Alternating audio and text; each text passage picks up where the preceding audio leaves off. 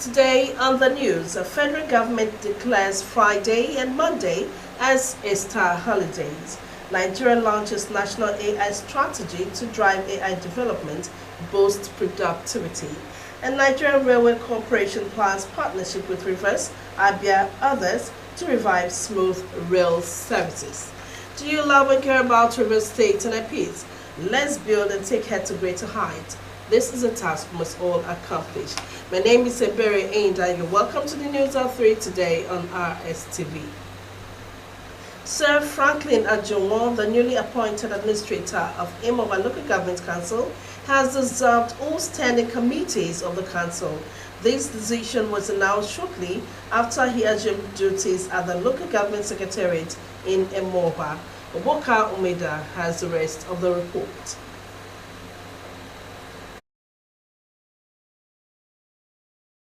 Sir Ajonwo, who embarked on an inspection tour of all council projects, directed the Director of Works, Mrs. Rosemary Roberts, to compile a comprehensive list of projects and send the same to his office. He expressed concern about the inconsistent electricity supply and pledged to restore power to the LGA. The administrator urged the staff to be hardworking, warning against absenteeism. We have all gone round together. We need a lot of work to do because the workers will be accommodated to do their work. You must also know that you must earn your wage. How do you earn your wage? By working for it. You cannot sit at home and expect to be paid. So they must call, sign the attendance register, confirm that they are, whatever work the principal officers have to give to them, they will do before they go. But we are going to make sure we provide some comfortable places for them to sit down. Sir Ajonwo also promised regular payment of salaries, describing local government administration as closest to the people. The workers here must see some difference. I have been part of you. I know what your problems are. I don't need to begin to ask you. I know what you need.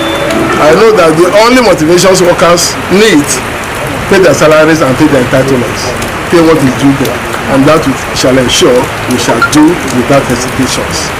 All committees stand dissolved.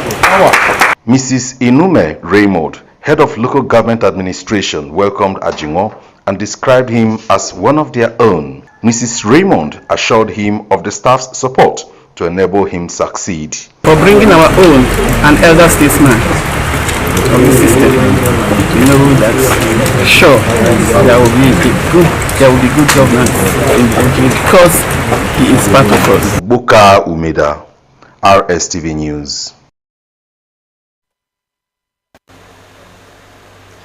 Ambassadors Manasseh Ejim and Henry Elowa have been decorated as eminent peace ambassadors by the International Association of World Peace Advocates Rivers State Chapter in Port Harcourt. Gatwa Anele reports that friends and relatives of the inductees attended the event.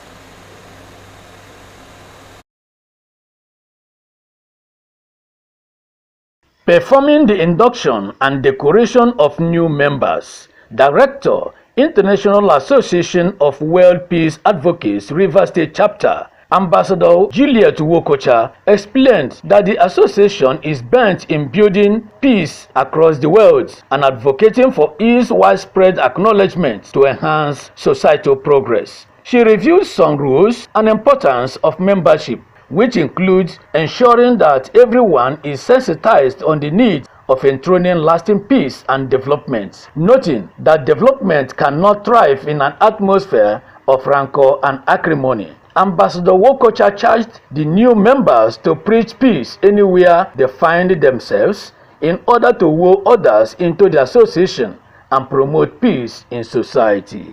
Upon this appointment, they are now charged to go into their community, into the society at large. As peace advocates, they should ensure that everything they do, there's peace as the bottom line. When people see what they do as eminent peace ambassadors, they will have no choice than to join. And then they should also offer humanitarian endeavors to support the community and the government at large. Ambassador Patricia Nwankwo, who is also a medical doctor, said she is determined to advocate for peace and training of youth in peace building to better the society.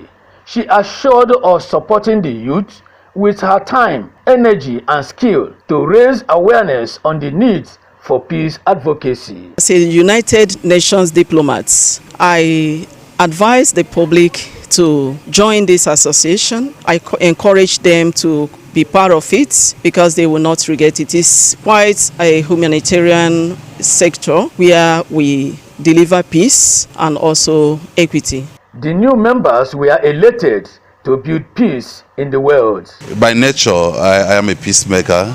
I've tried as much as possible to involve in a lot of conflict resolutions, making sure that there is peace, especially from the grassroots. And having been inducted and decorated into this association, I pledge my full support to come all out to support and to ensure that there is relative peace in my community, in my society, and my environment. To whom much is given, much is expected. So now that we have been inducted, we're also going to carry the campaign beyond our localities, wherever duty may call us, to engage in humanitarian activities to help the less privileged and also promote world peace.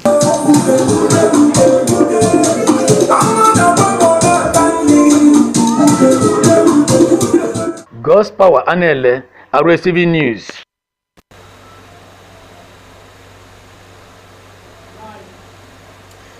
The maiden edition of Red Carpet River reality show to display inherent talent to the youth and upcoming stars in River State has been held for them to access the movie and entertainment industry. The talent hunt reality show put together by Green Light 07 production held in River State.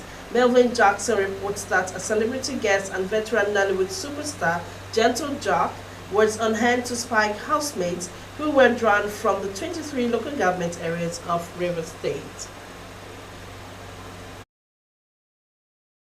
Addressing housemates on the way forward, the Nollywood superstar and celebrity guest narrated his way to stardom and charged them to put in their best as the show will catapult them to higher grounds. The Nollywood superstar said that the industry is such a huge body that can accommodate as many people as possible, especially upcoming stars who want to make entertainment a lifetime venture. Jack added that the movie and entertainment industry makes accessible avenues for young stars to showcase their talents for generational revolution for the survival of the industry.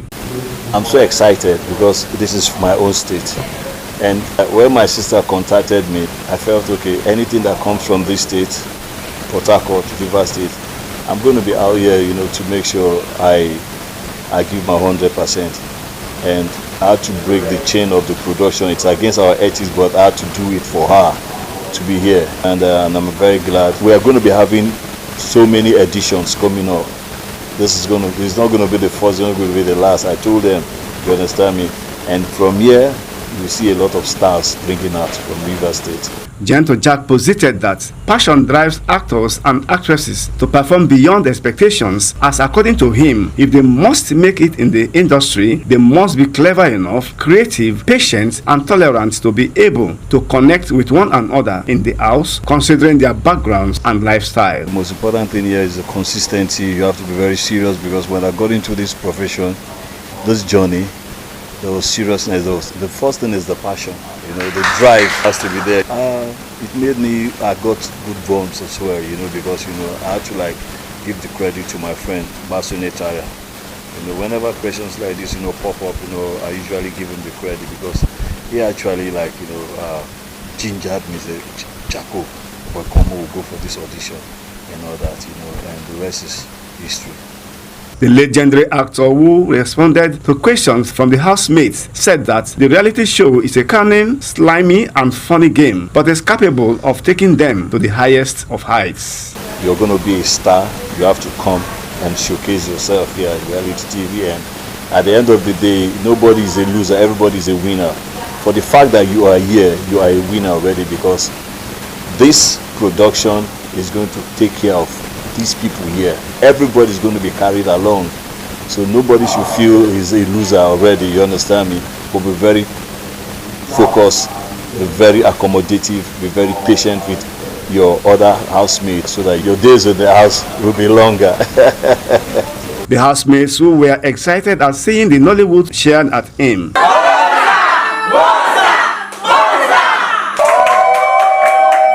Melvin Jackson, Rstv News.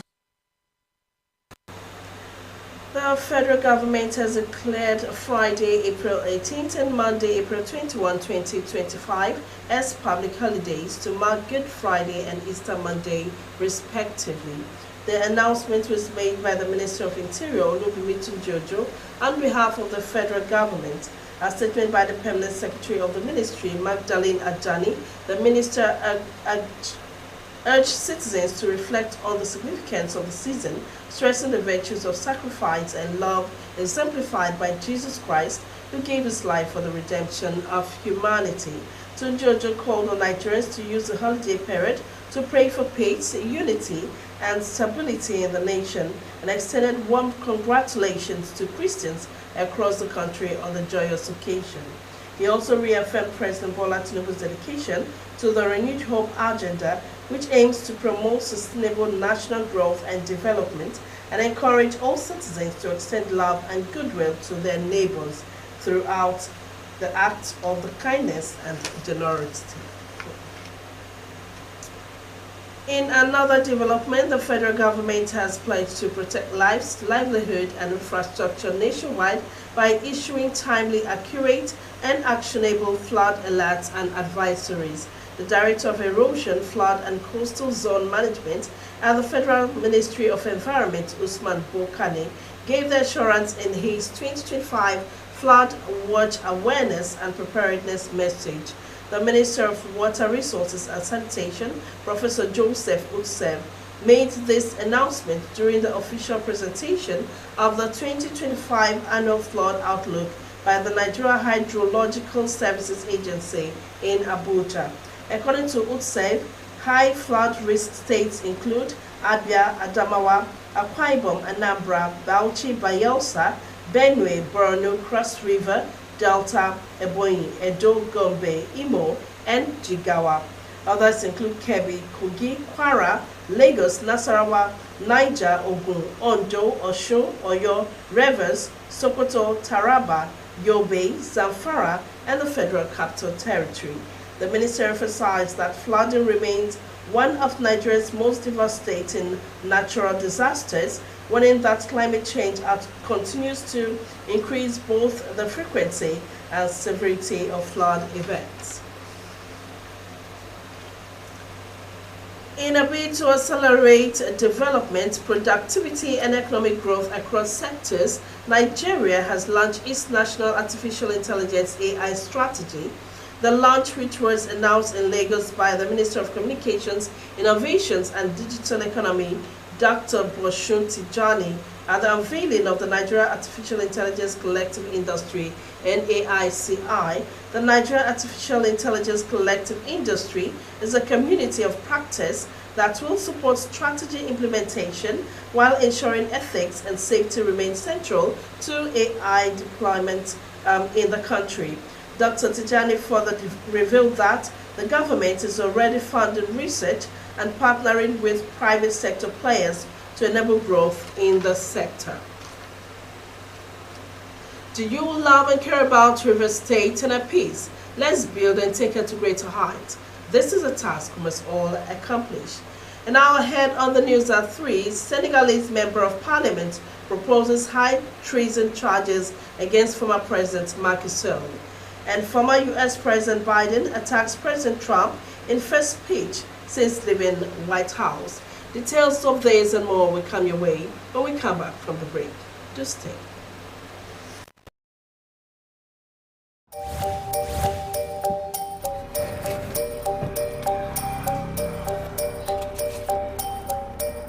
I just want your papers, please. Sir.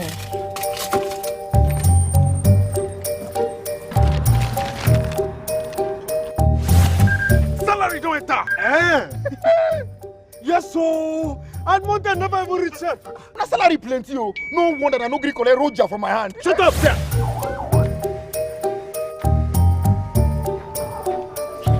I'm here to bail my younger brother.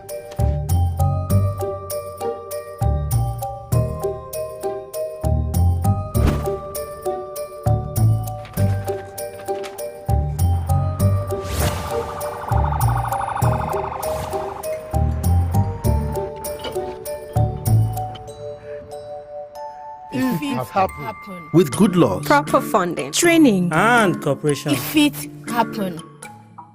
This is Rstv World News. We bring you world-class news, accurate, first-hand, entertaining, balanced analysis. Rstv, Channel 22 Port Harcourt.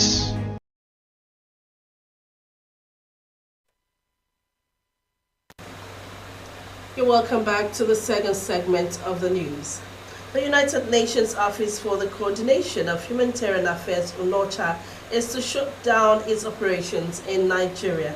Minister of Humanitarian Affairs and Poverty Reduction, Professor Nentebwe Goshwe, disclosed this during a validation workshop on the Anticipatory Action Framework for Nigeria held at the National Counter-Terrorism Center, Office of the National Security Advisor, Abuja.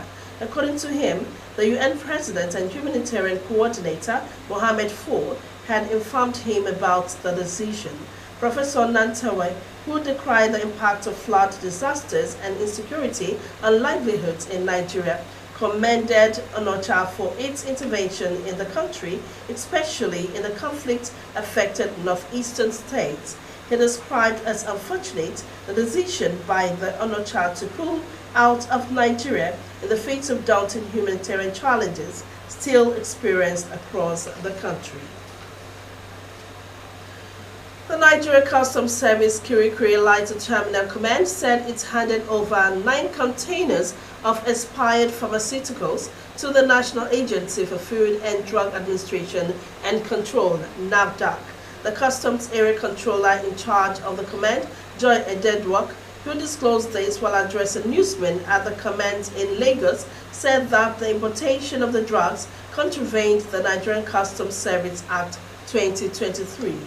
Ededwok added that the command collected a total of 338 billion naira as revenue between January and March 2025.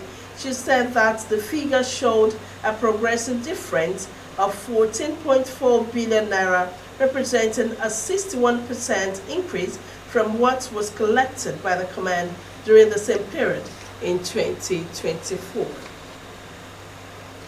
Plateau State Governor Caleb Mutswang has appealed to the community recently attacked to forgive the government because they failed to them. Governor Mutswang, who paid a visit to the attacked community to sympathize with the people, expressed sorrow over the incident, admitting that despite efforts made, the government fell short in preventing the tragedy.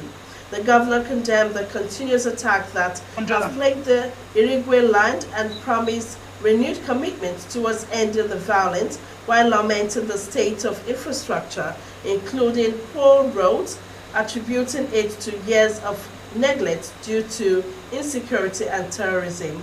He called on youth to stay vigilant, especially during the upcoming farming season, and conveyed the assurances of President Tinubu promising federal support for them, not just to survive, but to thrive in their ancestral land.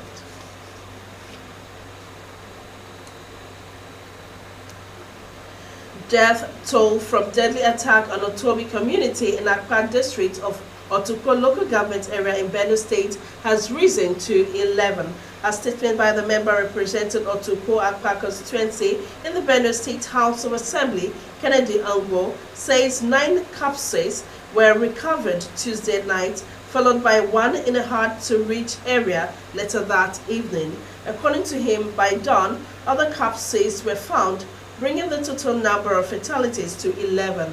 The attack has sent shockwaves through the state as the home of the Federal Ministry of Water Resources multipurpose dam has now come under assault twice this April.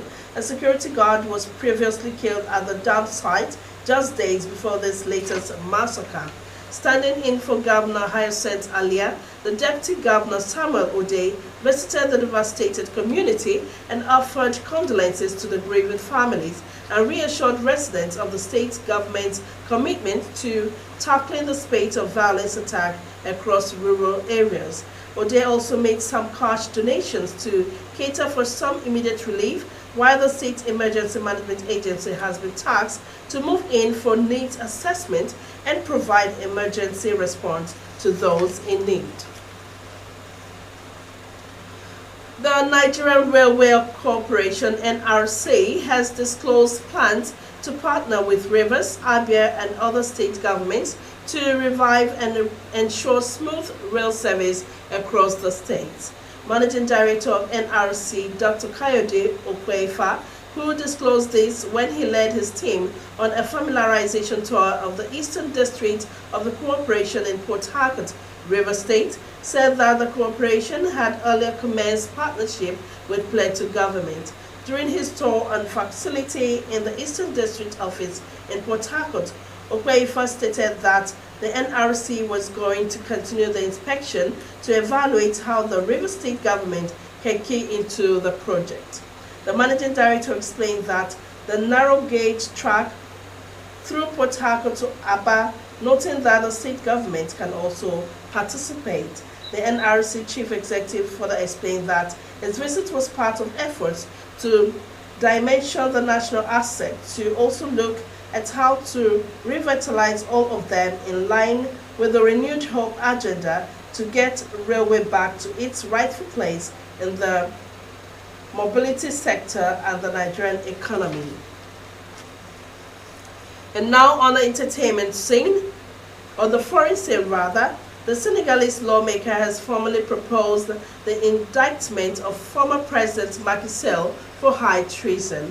The move follows revelations from the Court of Auditors alleging serious financial misconduct during Sall's presidency between 2019 and 2023. The report points to forged documents, embezzlement, money laundering, and illicit enrichment, while current Justice Minister Ousmane Diagne confirmed that only financial crimes are under investigation for now.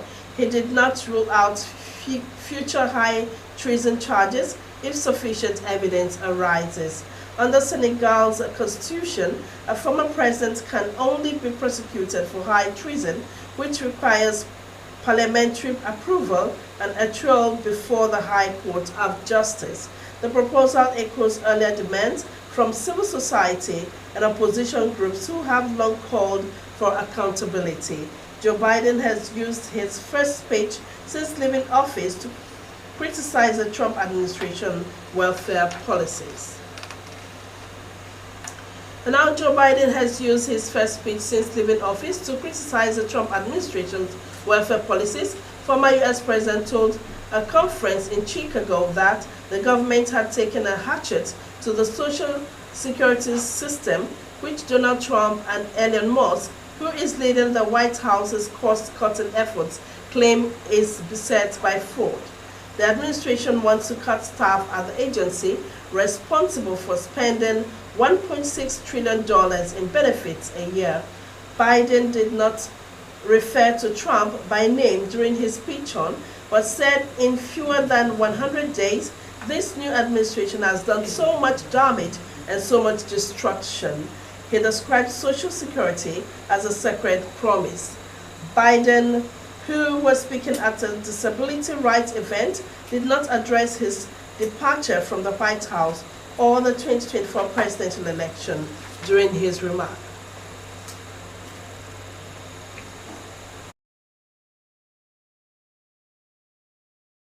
This is Rstv World News. We bring you world-class news, accurate, first-hand, entertaining, balanced analysis. Rstv, Channel 22 Port Harcourt.